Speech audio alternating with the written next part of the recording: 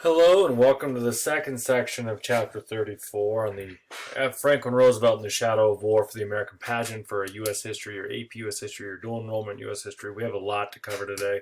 So we're going to go over Storm, Cellar, Isolationism to Congress Legislates, Neutrality. Fair warning, I expand a lot more out of the book here, really going in depth into how these dictators come to power.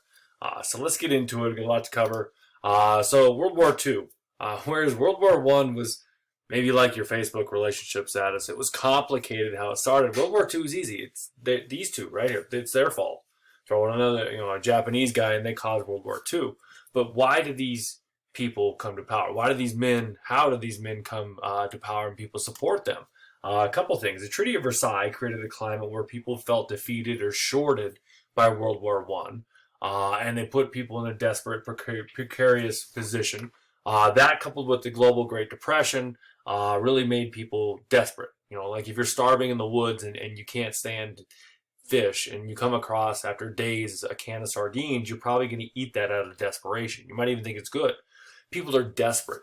They're hoping for any change. And so they're desperate for change. Some countries never really recover from World War I. Their economies really struggle. Some countries really struggle after the United States' Great Depression. And so dictators come to power promising a glorious future with radical ideas. These are ideas that are a little out there, a little to the political spectrum, to the left and to the right for you guys, that are really kind of way out there, but they make a lot of big promises. They play out people's fears, they play out people's angers, they often boil down problems of society to one singular problem. And so, aliens. That's why we have problems. Aliens. That's an absurd idea, but it's just giving you a fun example. So let's look at Italy first. Italy the reason we cover that is it's kind of the blueprint on how a dictator, a fascist dictator, can take over, and Hitler largely follows the same blueprint to take over Germany. So the dictator of Italy is Benito Mussolini. Born July 29th, 1883, lived till April 28th, 1945. He's a former school teacher. He also was a correspondent during the war. He did radio broadcasts. He believed in fascism. Fascism is like nationalism at the X Games. It's extreme. It's extreme nationalism and some racism mixed in. Basically, that your nationality or your group is the best. Everybody else is just inferior. And so the idea is fascism is you give up your individual rights. You give up your freedom of speech, your freedom of press, right to bear arms, for the good of the country. Because you know what? You don't know what you're doing about it. Let's make sure that the whole country is safe. The term fascist comes from the Roman symbol of unity, the fascis, which was a bundle of sticks. The old analogy is you take one stick, you can snap it, but a whole group of them, you can't break. And so that's where the idea of fascism came from, the name of it. Mussolini, after the war, was elected to the Italian parliament in 1921, and then with 30,000 of his fellow fascists and his black shirts, his secret police, they showed up in 1922 in Rome and demanded that Victor Emmanuel III, the king, make Mussolini the prime minister of Italy. The king, not wanting violence or maybe being a little bit of a pushover, said, sure, why not? What could happen? So 30,000 fascists march on Rome. Mussolini, who was just elected to the Italian parliament just the year before, is now the prime minister of Italy. At that point, he then outlaws all other political parties, consolidates power, ends civil liberties, and becomes known as El Duce, which in Italian means the leader. By 1925. I mean, it wasn't this instant process, but over 3 years, the incremental, small little changes eventually paved the way for a totalitarian state. His black shirts were used to terrorize groups, people that spoke out against it. They didn't like this. They were either beat up, they were thrown in jail, put in slave labor camps, or sometimes killed. So he ends all democratic rule. There's no free press, no civil liberties. All political parties are banned except for the fascist party. Kids were quickly enrolled into military organizations. They were like Boy Scouts with guns, where they were indoctrinated, that's a fancy way to say brainwashed, to be little fascist. And so you have to produce results too. And so to get people back to work, to get the economy going, because Italy felt really shortchanged by the Treaty of Versailles. They didn't get a lot out of it, even though they fought on the victor side with the Allies. He had to create a situation where people are working. And so you build up the military. World War II ends the Depression for the United States. It's that military buildup. It's that infusion of government cash. These fascist dictators do the same thing. Without a war yet, They draft people in the military. They build tanks. They build airplanes. They build ships. And he basically says, hey, remember Rome 2,000 years ago? The aqueducts, the Colosseum, the roads. We're going to do that again. And then to show off the might of Rome, to show their progress, in 1935, they invade mighty Ethiopia. Wait, what? Ethiopia? Oh, okay. Sure. And they struggle a little bit because they invade during the rainy season and their tanks get stuck in the mud.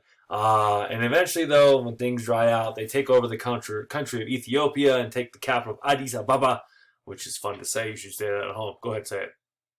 You didn't say it. Come on. It was supposed to be interactive. What are you doing? This proved the League of Nations was ineffective because the League of Nations said, hey, war's illegal. Remember the Calabrian Pact? Yeah, we can't do anything. The United States never joined. We're sad. They struggled a little bit, like I said.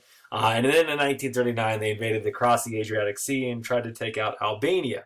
Now, Italy is never really a serious contender in terms of world powers, but how to take over a country and become a fascist dictator, hey, here's the blueprints. Maybe Germany should try it. This is a creepy picture of the fascist headquarters in Rome with Mussolini's face and the word yes, yes, yes, yes, yes, C, C, C, C, C all over it, which if you turn your head upside down, it says ISIS. Illuminati confirmed. Right there. There it is.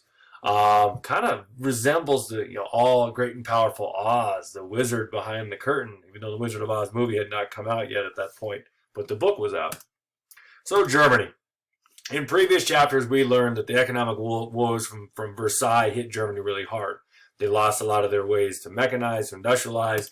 They were fined 132 billion marks, $32 billion. The people blame the Weimar Republic. The Weimar Republic signed the Treaty of Versailles. They were the ones that were responsible for paying this money and the ones responsible for allowing the currency to go nuts because they just kept printing money. So it causes hyperinflation.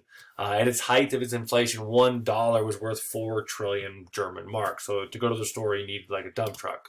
It was so bad on November 25th, 1923, the paper mark was discontinued for the Rentenmark, mark, which is later replaced by the Nazi Reichsmark.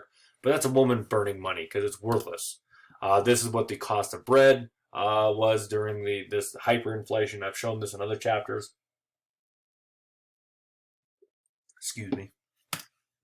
Guy wallpapering his wall, kids playing with blocks, his Legos weren't invented yet. So, Adolf Hitler. Oh boy. Probably one of the most written about, most enigmatic figures in history. People really trying to figure out what made this guy tick. Born April 20th, 1889, died April 30th. That's 2 days after Mussolini, 1945. He's not even German. He's from Austria. He grew up in Austria. He'd be like a Canadian, take over the United States. He was an abused child. His father beat him. His mother kind of smothered him. She really kind of took care of him a little too much. His father was actually illegitimate, so his dad took his mother's last name. So his mother's maiden name was Hitler. His father's name should have been Schicklgruber. So Adolf Schicklgruber doesn't have the same ring to it, does it? He went to grade school with the very famous Ludwig Wittgenstein right here, and then it looks like the heavyset kid from Willy Wonka that liked chocolate. That poor teacher. This should be a reality or like a sitcom. I mean, she had the philosopher kid who just wouldn't stop questioning, and then you have Hitler, who obviously looks very angry in this picture. I mean, he looks like he's already angry and doesn't like anybody. I mean, we need to give her a medal for teaching that class. He dropped out of high school, so if you're at home thinking about dropping out of high school, don't. You don't want to be like Hitler, do you? He wanted to be an artist. Twice he applied to the Fine Arts Academy of Vienna, and twice he was turned down. Many people have wondered, what if he got in? What if World War II happened? The second time he applied, they basically told him, go make postcards so you can copy stuff. You're not very good. He was homeless for a little while. He considered studying architecture. He loved Wagner's operas, bum, bum, bum, bum, bum, bum, bum, bum, bum, or Kill the Rabbit. And his favorite movie was King Kong and Snow White, actually. So, little fun facts for Hitler, if you wanted to know that. Here's his parents, Clara and Alois. Hitler, there you go, should be Alois Schicklgruber. There's little baby Hitler, and you can draw a little mustache on him yourself. That's up to you. These are actually original paintings by Hitler, which most of my students think they're pretty good. But if you look at all four of them, yes, they're all buildings, but they're all kind of different styles. which is always perplexing to me. I mean, he just copied. He didn't have any original works, but he shows technique. This has his signature here. I want to know who owns this. Like, who is like, oh, it's a really nice picture. Who painted that? Hitler. Wait. Did you just say Hitler painted that? Why do you have that? I don't know. Yard sale. His background continued. Hitler, he was wounded twice in World War I as a runner. One of the most dangerous jobs was running back and forth between the trenches. When World War I broke out, he joined the German military, not his own country. He was obsessed with Germany and how strong it was. He was awarded the 2 Iron Cross medals, very high honors in the German military. He was wounded by mustard gas, and when the war ended, he was in the hospital. He wept himself to sleep that Germany would not defend itself. Many historians and many people think that Hitler, this is him pictured here underneath the X, who had a normal mustache, was wounded by mustard gas, and his gas mask would not seal properly because, facial hair gets in the way. And so to be manly and masculine, he still had a mustache, but trimmed it, so the gas mask still worked. Not really sure if it's 100% true, but makes sense. Definitely really like Charlie Chaplin. He was anti-Semitic, which was sadly very common for that time for a lot of people. There was rumors before he was, the Führer, the leader of Germany, that he was possibly Jewish himself. Once he did take over Germany and then invaded or absorbed Austria, his father's hometown and all the records of his family history were turned into an artillery field. That's how you deal with it. Blow it up. He was one of those guys who would dominate conversations. No. You listen to me. One of those people. He never cursed. He never smoked. He had a deathly fear of cancer, which was very strange for this time. People didn't think that cancer and cigarettes went together. Rarely ate meat. People always find the irony of this one. He was deeply disturbed by the horrors of slaughterhouses. He didn't like animals being slaughtered. And yes, there's sad, cruel irony there that's obvious. He was scared of cancer, and he loved animals. He's probably angry in this picture right here because he did not get to hold the Pucci. I invented the dog. Speaking style, you can watch videos online of Hitler. Very powerful speaker. He used to practice his movements, his inflection in the mirror. Image was everything for the Nazis. They had these parades. They adopted many of the Roman symbols. And it was everywhere. The flags, the eagles, the swastikas, which was an old ancient Christian cross, a crooked cross. Still a symbol of good fortune in India, actually. This is Hitler waving by, I'm not sure. This is Kung Fu Hitler. And this is really bizarre. At Stanford University at the Hoover Institute, they have an x-ray of his skull. Pretty neat, weird to see. They had meticulous medical records, being Germans, when he was survived the assassination attempt in 1944. They took this x-ray. It was donated to the Hoover Institute, which has a huge collection of historical documents and other artifacts. Pretty remarkable to see, actually. So he was sleep deprived. Some historians have guessed that he had IBS, irritable bowel syndrome, skin lesions, irregular heartbeat, Parkinson's disease, syphilis, uncontrollable flatulence. I've even heard micropenis. Yes, I did say that. I'm sorry. He was possibly addicted to meth. Meth, not one time. See, Hitler right there. It's to stay up and stay awake. They did use amphetamines and some of the synthetic versions of methamphetamines for the German troops, and Hitler may have used it himself, most likely did. He was deeply disturbed by the suicide of his niece, who refused to marry him. She was 21. I think he was, in his 40s, I believe. Really kind of bothered him, and he kind of went off the deep end. Yeah, I know, weird. He was named Time Magazine's Man of the Year in 1938. Good job, Time Magazine. Stalin won it twice, actually.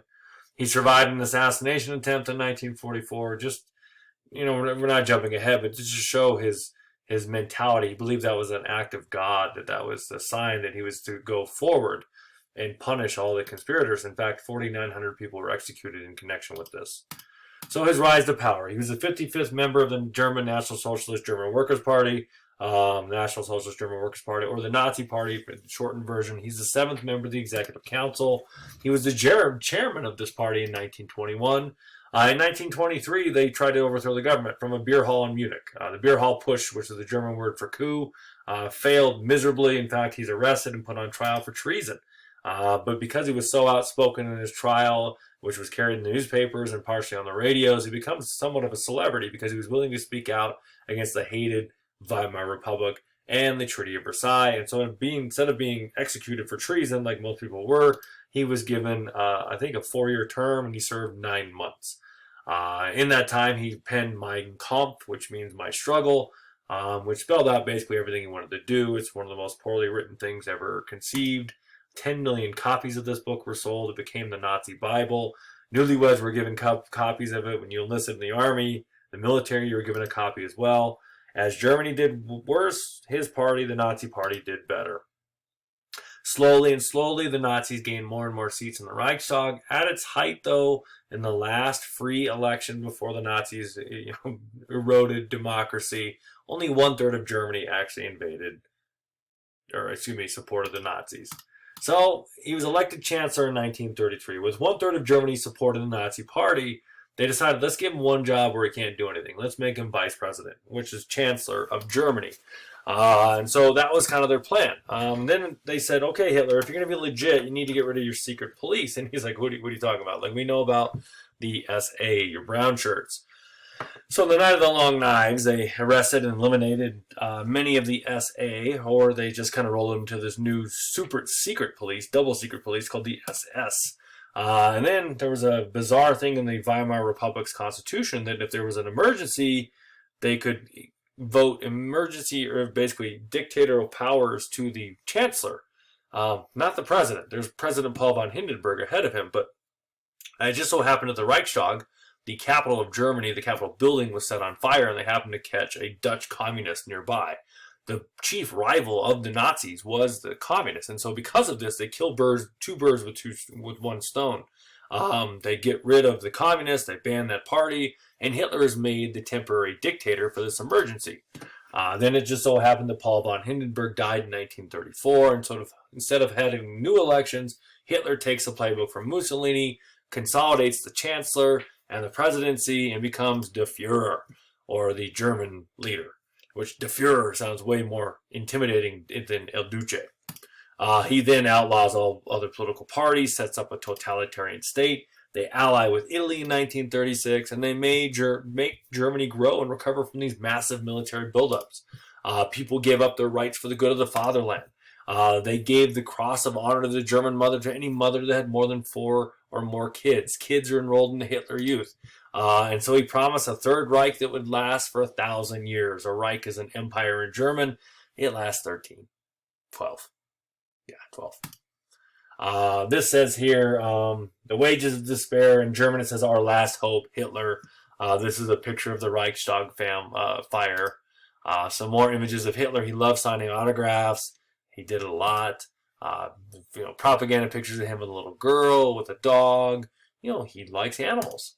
This is where you can get your Nazi swag, your promotional materials for sale. So shifting gears, let's get to Japan. Military leaders rise to power during the Depression. Anyone who opposed the Japanese military and their expansion, they ended up assassinated. In 1931, Manchuria, which is northern Korea and northern China, was invaded. The League of Nations took no action. They pretty much ignored it.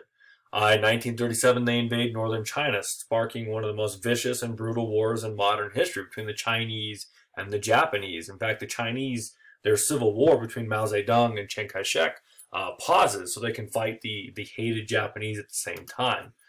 In one of the most infamous incidents in history, the rape of Nanking, killed 250,000 to 300,000 people, beheaded most of them, just awful brutality. There are images from it. There are stories. They used the girls there for obvious things. You could just read into it from the name. Eventually, the leader that comes to power as the dictator, there's still an emperor of Japan, but he's a young emperor, Hirohito, is Hideki Tojo. He lives from December 30th, 1884 to December 23rd, 1948. Becomes the prime minister and the quasi-dictator in 1941. They ally with Germany, Italy in 1940 and form the Axis powers. So basically, between Berlin, Rome, and Tokyo would form an axis that the whole world would revolve around. This is a picture from the rape of Nanking. Let's move on to the Soviet Union. This is Joseph Vissarionovich de Jugoslavia. You're probably going, what? I don't know how to say that. Joseph Vissarionovich de Jugoslavia. So, that's his name. Let's make it sound a little better. We'll get to that. He's December 18th, 1878 to March 5th, 1953. He adopts the name Joseph Stalin. Stalin in Russian means man of steel. He's not Superman, but he wants you to think he is. Much easier to say than this. He demanded complete obedience. When Vladimir Ilyich Lenin died on his deathbed, he warned, like, who should take over? And he basically said, not Stalin. Stalin pretty much had everyone executed that heard that, because that's who he is. If you disobeyed Stalin, you disappeared. Your family disappeared. If he thought maybe you were plotting against him, you disappeared. If you sneezed wrong, like I almost just sneezed, you were gone. Not only would he eliminate his enemies, he eliminated their existence. He had artists go back and airbrush people out of photographs. He executed his rivals. He had their supporters killed. He sent millions to labor camps. He collectivized the farms, meaning he took people's land, starved them off the land until they worked for the government. They think that they killed nearly 10 million Ukrainians in these purges. He did a series of 5-year plans to industrialize the Soviet Union to catch up to the West, and they worked. It's estimated that 10 million of his own people were killed during the purges of Stalin. He was named Time Magazine's Man of the Year twice, 1939 and 1942. Not doing really well, are we, Time Magazine? This is a photograph, and this was eventually a political enemy here of Stalin who was executed, and then Stalin republished the photograph where they airbrushed him out. Stalin. Here's some propaganda of Joseph Stalin. In 1937 and 38, he was convinced that the military was going to overthrow him. So these are the original number of the members of the military Soviet. He had 75 executed. Vice commissars, 1111. Army commissars. You can look at this and see that basically all these were estimates. These people were executed because he just thought they were going to overthrow him. So when the war starts, the Soviets really don't have any proven military leadership. So let's play a little game. Bunch of crazy dictators, right? You got Hitler, Mussolini, Stalin, Tojo. What country am I? This country gave a handout to the poor. This country had a strong government-regulated economy. This country had free speech that was severely restricted. This country forced 60,000 people to be sterilized because they were a drain on society. This country deliberately poisoned 10,000 people to dissuade them from using illegal goods. This country instituted mandatory rationing of essential goods and items. This country had apartheid of military and specific regions of the country. This country had the forced relocation of minority groups into concentration camps. This country used the heavy use of propaganda. Their leader served over 12 years.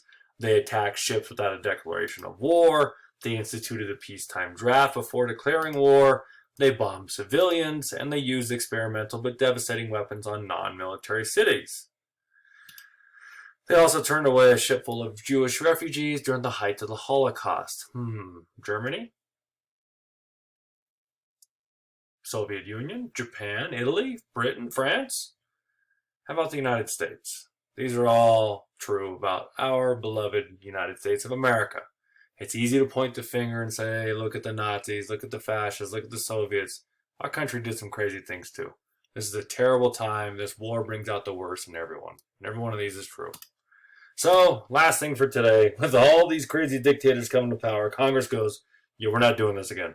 They sought to keep America out of war by passing Neutrality Acts in 35, 36, 37. No American can legally sail on one of the nation at war's ships. They couldn't sell or transport munitions to them. They couldn't give out loans to countries at war. America actually helped provoke the aggressors because it didn't deter them. Like, we're not going to do anything. We're going to bury our heads in the sand. This is a Dr. Seuss cartoon, kind of showing how all-out aid to our enemy, to our allies, we're just going to hang out here and do our own thing. That's a lot. I'm sorry that went quick. If you have any questions, please let me know.